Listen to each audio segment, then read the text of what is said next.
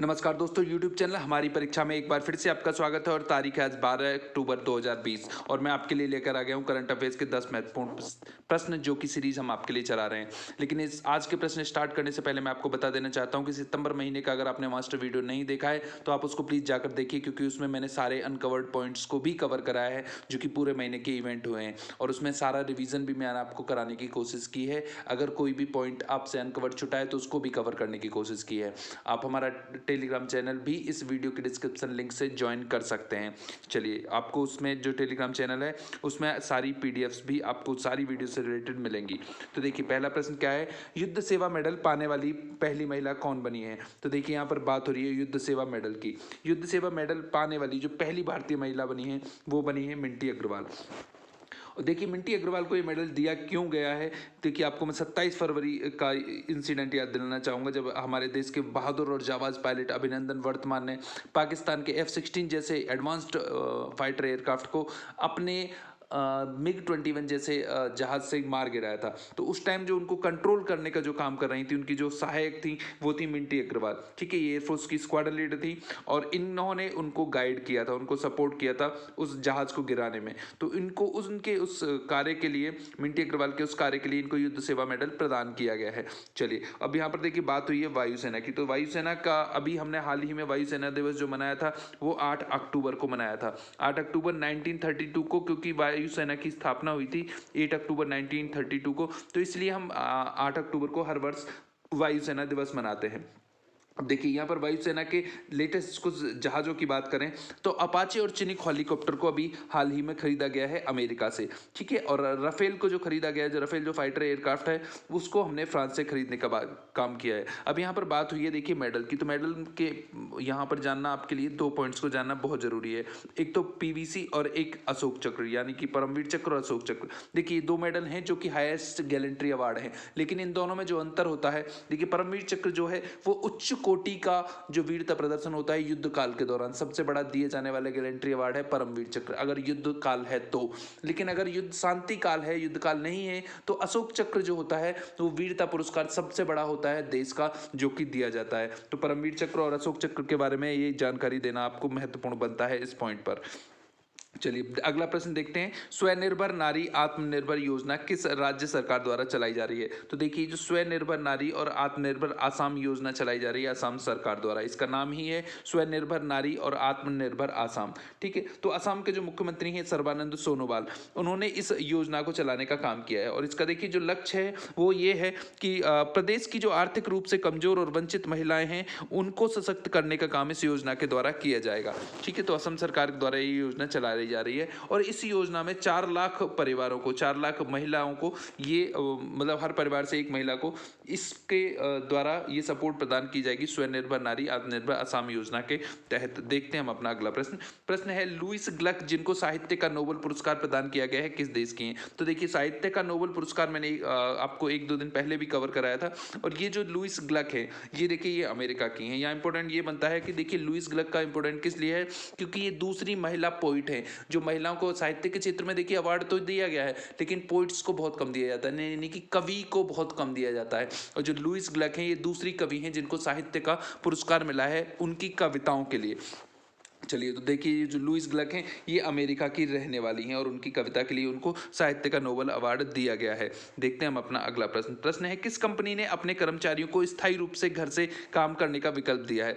तो देखिए, जो अभी आपको पता होगा कि कोविड-19 के चलते वर्क फ्रॉम होम का कल्चर चला था। ठीक है, तो अभी यहाँ पर जो महत्वपूर्ण बनता है कि ये जो कंपनी है माइक्रोसॉफ्ट ने अपने कर्मचारियों को स्थायी रूप से यानी कि परमानेंटली उसने बोला है कि आप घर से ही काम करिए। तो माइक्रोसॉफ्ट यहाँ पर इंपॉर्टेंट कंपनी बनती है। अब देखिए, माइक्रोसॉफ्ट का अगर हम बात करें तो देखिए इससे कंपनी को फायदा क्या होने वाला है। कंपनी को फायदा ये होगा कि एक तो इंफ्रास्ट्रक्चर जो अपने वर्कर्स को, अपने एम्प्लॉयज को कंपनी को प्रोवाइड कराना पड़ेगा, उसमें कंपनी का फायदा होगा। ठीक है, तो कंपनी ने इस चीज के चलते कि कंपनी को भी फायदा होने वाला है और एम्प्लॉयज भी उसको आसानी से खुशी खुशी घर से काम करने के लिए एग्री हो जाएंगे और उससे कंपनी का प्रॉफिट भी ज़्यादा जनरेट होगा। तो इसी लक्ष्य को देखते हुए माइक्रोसॉफ्ट ने इंपॉर्टेंट काम किया है, वर्क फ्रॉम होम का परमानेंट ऑप्शन दिया है अपने कुछ कर्मचारियों को। लेकिन यहाँ जानना जरूरी है कि ये ऑप्शन जो अवेलेबल होगा वो सभी कर्मचारियों के लिए नहीं होगा, ये सिर्फ कुछ कर्मचारियों के लिए ऑप्शन अवेलेबल होने वाला है। देखते हैं हम अपना अगला प्रश्न। प्रश्न है ग्रेडेड एक्शन रेस्पॉन्स प्लान जिसे हाल ही में लॉन्च किया गया है किससे संबंधित है? तो देखिए जो ग्रेडेड एक्शन रेस्पॉन्स प्लान है ये है हमारे पर्यावरण प्रदूषण कंट्रोल से रिलेटेड। और देखिए यहाँ पर पर्यावरण प्रदूषण प्राधिकरण जो है उसने पंजाब, दिल्ली, राजस्थान, हरियाणा सरकारों को ग्रेडेड रेस्पॉन्स एक्शन प्लान के तहत वायु प्रदूषण नियंत्रण उपायों को लागू करने का आदेश दिया है। तो देखिए यहाँ पर जब बात हुई है वायु प्रदूषण की तो यहाँ पर ये जानना आपके लिए बहुत जरूरी हो जाता है कि वायु प्रदूषण से रिलेटेड एक चीज और भी है जिसको हम बोलते हैं AQI। क्या है AQI? यानी कि एयर क्वालिटी इंडेक्स। देखिए एयर क्वालिटी इंडेक्स में 8 एलिमेंट्स को कवर किया जाता है। ठीक है, तो 8 एलिमेंट्स को कवर किया जाता है AQI में। तो आपके लिए जानना बहुत जरूरी था AQI से रिलेटेड इंफॉर्मेशन के लिए।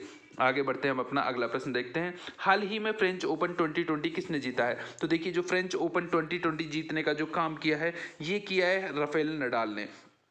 ठीक है, तो राफेल नडाल ने किसको हराया है? राफेल नडाल ने नोवाक जोकोविच को हराकर ये खिताब जीता है। और देखिए इस राफेल नडाल जो खिलाड़ी हैं वो हैं स्पेन के, और जो नोवाक जोकोविच हैं वो सर्बिया। कभी कभी प्लेयर्स की कंट्री भी पूछ ली जाती है, तो यहाँ पर बताना आपके लिए बहुत इंपॉर्टेंट बनता है कि राफेल नडाल स्पेन के हैं और नोवाक जोकोविच सर्बिया के प्लेयर हैं।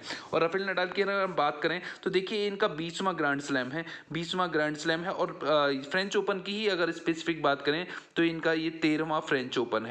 ठीक है, तो 13वां फ्रेंच ओपन इन्होंने जीता है। अब देखिए यहाँ पर बात आई है एक ग्रैंड स्लैम। तो ग्रैंड स्लैम वर्ड को आपको जानना बहुत जरूरी है कि ग्रैंड स्लैम को हम दरअसल में मेजर्स भी बोलते हैं इसको। और ये जो 4 सबसे बड़े महत्वपूर्ण वार्षिक टेनिस इवेंट्स होते हैं, एनुअल टेनिस इवेंट होते हैं, उनको कहा जाता है ग्रैंड स्लैम। और देखिए ये होते कौन कौन से हैं? US open, French open, Australian open और विंबलडन। ठीक है, तो जो मैं पॉइंट्स आपको बताता हूँ देखिए बहुत महत्वपूर्ण होते हैं और परीक्षाओं से रिलेटेड कंटेंट को ही मैं आपको कवर कराता हूँ। तो ये पूछा जाता है कि ग्रैंड स्लैम टूर्नामेंट में इनमें से कौन सा शामिल नहीं है या कौन कौन से हैं। तो देखिए US open, French open, Australian open and Wimbledon, इनको ग्रैंड स्लैम कहा जाता है। वहीं अगर हम बात करें फ्रेंच ओपन की स्पेसिफिक, तो देखिए इसको रोलैंड गैरोस भी कहा जाता है। क्या कहा जाता है? Rowland Garros. ठीक है, रोलैंड गैरोस इसको कहा जाता है क्योंकि एक परीक्षा में ये भी पूछा गया था कि रोलैंड गैरोस कौन से ग्रैंड स्लैम को कहा जाता है, तो ये फ्रेंच ओपन को ही कहा जाता है। देखते हैं आप अपना प्रश्न संख्या 7। विश्व अंतरिक्ष सप्ताह कब मनाया जा रहा है? तो देखिए यानी कि ये जो वर्ल्ड स्पेस वीक जो मनाया जा रहा है, विश्व अंतरिक्ष सप्ताह, ये मनाया जा रहा है 4 अक्टूबर से 10 अक्टूबर तक। और ये देखिए विश्व अंतरिक्ष सप्ताह जो है जो स्पेस से रिलेटेड सबसे बड़ा इवेंट है ये विश्व अंतरिक्ष सप्ताह, और इसमें 80 से अधिक देश भाग ले रहे हैं। और इस वर्ष के अगर हम थीम की बात करें तो जो इस वर्ष का जो थीम है वो है उपग्रह जीवन को बेहतर बनाते हैं। क्या है? उपग्रह जीवन को बेहतर बनाते हैं। Satellites improve life, satellites improve life. और देखिए 4 अक्टूबर को ही क्यों मनाया गया? क्योंकि देखिए 4 अक्टूबर 1957 को जो रसिया है उसने अपना जो पहला मानव निर्मित उपग्रह था स्पुतनिक 1 को लॉन्च किया गया था। ठीक है, 4 अक्टूबर 1957 को। लेकिन यहाँ पर देखिए स्पुतनिक की बात आई है तो कोविड-19 के लिए जो रजिस्टर्ड वैक्सीन है जो रसिया ने जो जिसको रजिस्टर कराया है उसका नाम भी स्पुतनिक है, लेकिन वो नाम है स्पुतनिक वी। ठीक है, V stands for vaccine, Sputnik V उसका नाम है जो कि रसिया ने उसको रजिस्टर कराया है कोविड-19 के अगेंस्ट। चलिए देखते हैं हम अपना आज का अगला प्रश्न। प्रश्न है अंतर्राष्ट्रीय बालिका दिवस कब मनाया जाता है? तो देखिए ये जो अंतर्राष्ट्रीय बालिका दिवस है यानी कि इंटरनेशनल गर्ल चाइल्ड डे, इसको मनाया जाता है 11 अक्टूबर को। 11 अक्टूबर को इसको मनाया जाता है। और वहीं अगर हम बात करें नेशनल गर्ल चाइल्ड डे की, जो अपना हमारा राष्ट्रीय बालिका दिवस है, उसको हम मनाते हैं 24 जनवरी को। ठीक है, कब मनाते हैं? 24 जनवरी को उसको मनाया जाता है राष्ट्रीय बालिका दिवस। और ये अंतर्राष्ट्रीय बालिका दिवस है ये 11 अक्टूबर को मनाया जाता है। तो ये बहुत दोनों इंपॉर्टेंट दिन हैं, इनको आप कहीं नोट डाउन करिए या याद कर लीजिए। ठीक है, और यहाँ पर देखिए ये जो इसका जो उद्देश्य है इन दोनों ही दिवस की अगर हम बात करें स्पेसिफिक हो तो बालिकाओं के अधिकारों के बारे में लोगों में जागरूकता फैलाना है, यानी कि लोगों को जागरूक करना है कि बालिकाओं के अधिकारों के लिए। और इस वर्ष की जो थीम है, जो अंतर्राष्ट्रीय बालिका दिवस की जो थीम है वो है मेरी आवाज़ हमारा समान भविष्य। मेरी आवाज़ हमारा समान भविष्य इस वर्ष की थीम है।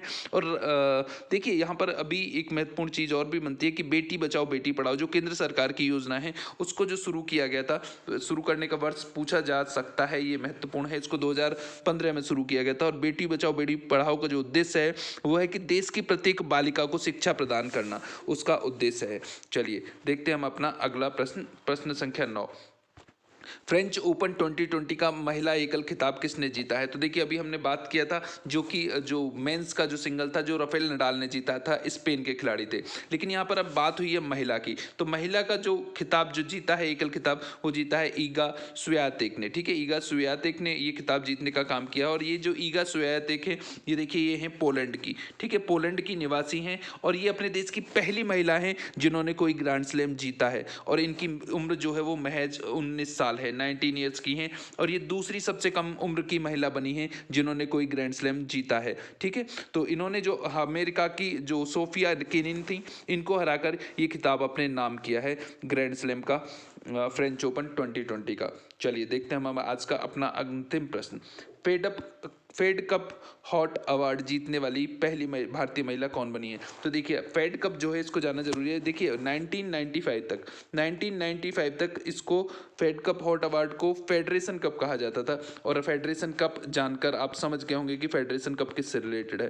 फेडरेशन कप जो रिलेटेड है वो टेनिस से रिलेटेड है। अब यहाँ टेनिस से जुड़ी हुई महिला हैं हमारी सानिया मिर्जा। सानिया नहीं है, सोनिया नहीं है, सानिया है। सानिया मिर्जा टेनिस से जुड़ी हुई महिला हैं और वो पहली भारतीय महिला बनी है जिन्होंने इस अवार्ड को जीता था। ठीक है, और मुझे यहाँ लगा कि इस पॉइंट को कवर कराना बहुत ज़रूरी है आपके लिए। हालांकि ये कुछ दिन पहले का इवेंट है लेकिन इंपॉर्टेंट इवेंट बनता है। और देखिए जो फेड कप हॉट अवार्ड है इसको इंटरनेशनल टेनिस फेडरेशन द्वारा दिया जाता है। इंटरनेशनल टेनिस फेडरेशन का ये जो है इनिशिएटिव है। ठीक है, और उन महिला खिलाड़ियों को दिया जाता है जो अपनी कंट्रीज को डिस्टिंक्शन के साथ रिप्रेजेंट करती हैं। ठीक है, तो वो वोमेन टेनिस अवार्ड है ये फेड कप हॉट अवार्ड। चलिए ये आज के हमारे 10 महत्वपूर्ण प्रश्न थे और आप हमारे चैनल को लाइक शेयर और सब्सक्राइब करिए। बहुत बहुत धन्यवाद। All the best.